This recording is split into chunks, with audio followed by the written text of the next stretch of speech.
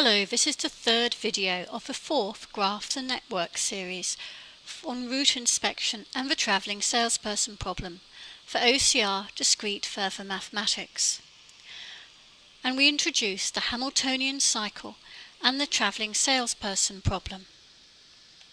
You may remember from previous series that a cycle is a closed path, so no nodes or arcs are repeated, and also that a network is a weighted graph. In this network, one possible cycle starting and ending at A is ABC, FE, DA. And the weight of this, if we added those arcs up, would be 26.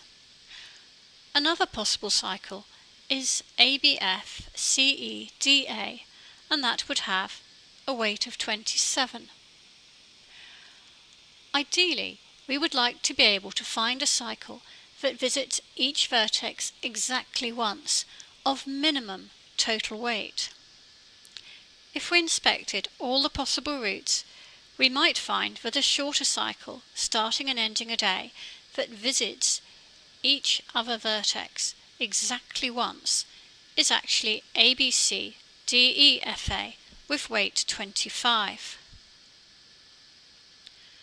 So let's introduce the travelling salesperson problem. Imagine that a salesperson wants to start at one town and visit every town in a network, returning to the starting town by the shortest total route. Note that the weights on a network could be times, distances, or costs. And a tour that starts and ends at the same vertex and visits every other vertex exactly once is called a Hamiltonian cycle. You might wish to investigate the Icosian game invented by William Rowan Hamilton in 1857. Let's do a quick recap here on complete graphs. So a complete graph is a simple graph, i.e. no loops or multiple arcs, in which every pair of nodes is connected by an arc. And we denote this by using Kn, which is a complete graph with n vertices. In this example here, we show you K5. So going back to the travelling salesperson problem, this is the classical problem. So thinking of terms of towns and distances, in the classical problem we have a complete graph, and the values on the arcs represent the minimum distances between the various towns. And we want to find the shortest Hamiltonian cycle for the network. Now unfortunately there's no known algorithm for finding the shortest Hamiltonian cycle, other than to find and compare them all.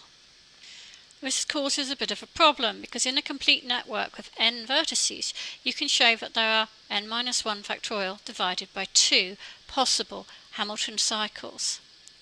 So in a network with just 6 vertices you would have 60 cycles to compare, which is quite a lot, but one with 10 would have 9 factorial divided by 2.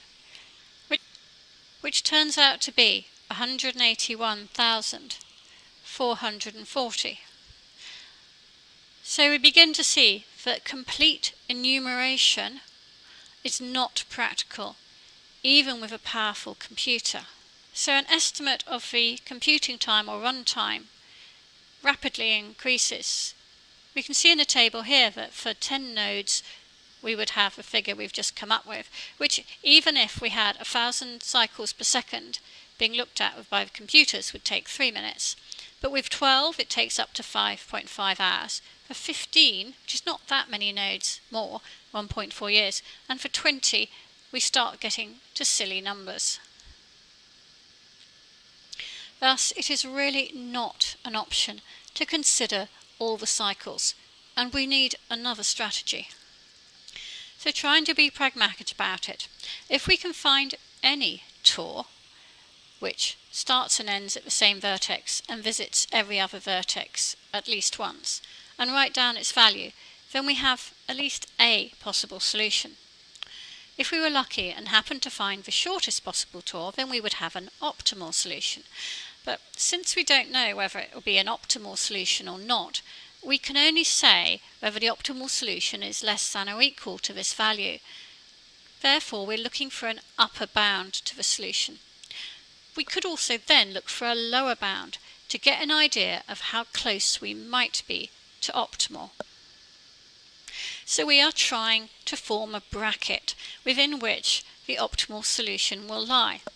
So we want the lower bound to be the largest lower bound we can get, and the upper bound to be the smallest upper bound we can get, and thus reduce in this bracket in order to give us the best estimate we can for an optimal solution.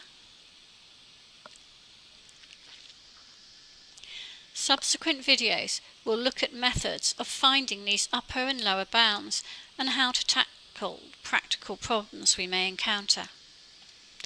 In the next video, we will look at a method to find an upper bound.